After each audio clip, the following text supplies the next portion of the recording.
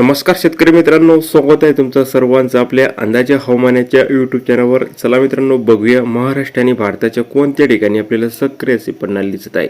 तर मित्रांनो, आपण बघू शकतात एक आपल्याला बंगालच्या सर्वसाधारणपणे या ठिकाणी आपल्याला एक लो प्रेशर एरिया तयार झालेला आहे मित्रांनो.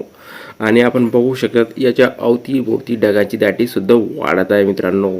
आणि अंदमान बेटावर आपल्याला येणाऱ्या दिवसामध्ये मान्सूनची तीव्रता वाढणार मित्रांनो. या ठिकाणी दाखल होण्याची शक्यता जास्त आहे मित्रांनो. आणि आपल्याला महाराष्ट्राकडे उत्तरेकडचे उष्ण आणि कोरड वारे अजूनपर्यंत सक्रिय आहे, त्याच्यामुळे राज्याच्या बहुतांश पट्ट्यामध्ये याचा तापमान जास्तच आहे. चला मित्रांनो, बघूया सविस्तरपणे माहिती नकाशाद्वारे.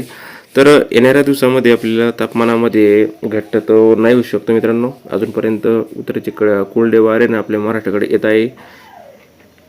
तर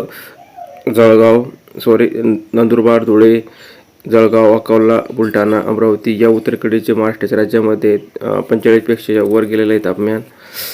आणि नाशिक, छत्रपती संभाजीनगर, जालना, वाशिम, यवतमाळ, वर्धा, नागपूर, भंडारा, गोंदिया या ठिकाणी सुद्धा आपल्याला 43 अंश आपल्याला इतकं तापमान आपल्याला पाहायला मिळणार मित्रांनो.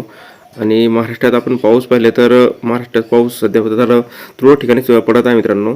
तर आज येणारा 3 दिवस आपण अंदाज देणार मित्रांनो. तर पुढील 3 दिवसामध्ये आपल्याला सोलापूर, धाराशिव, लातूर, नांदेड या जिल्ह्यामध्ये आपल्याला तुरळक ठिकाणी जोरदार पावसाची शक्यता बनत आहे मित्रांनो, विजांसह.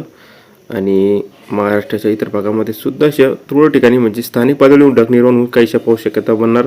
सिंधुदुर्ग, कोल्हापूर, सांगली, सातारा, रत्नागिरी, पुणे या जिल्ह्यामध्ये स्थानिक पातळी निर्माण होऊन काहीशा पावसाची शक्यता बनत आहे. तर एलएमनगर, छत्रपती संभाजीनगर, जालना, बीड, जळगाव या पट्ट्यामध्ये सुद्धा आपल्याला स्थानिक ढग निर्माण होऊन पाऊस शक्यता म्हणजे पाऊस पडू शकतो. आणि महाराष्ट्राच्या इतर भागामध्ये हवामान कोरडं असणार मित्रांनो. झाला तर स्थानिक असल्यामुळे पाऊस होऊ शकतो आणि आता जास्त काही पाऊस आपल्याला महाराष्ट्रात नाही दिसत आहे. तर सध्या करता इतकंच. रोजच्या बघण्यासाठी आपल्या चॅनलला सबस्क्राईब करून सोबत बेल आयकॉनला प्रेस करायला अजिबात विसरू नका. धन्यवाद.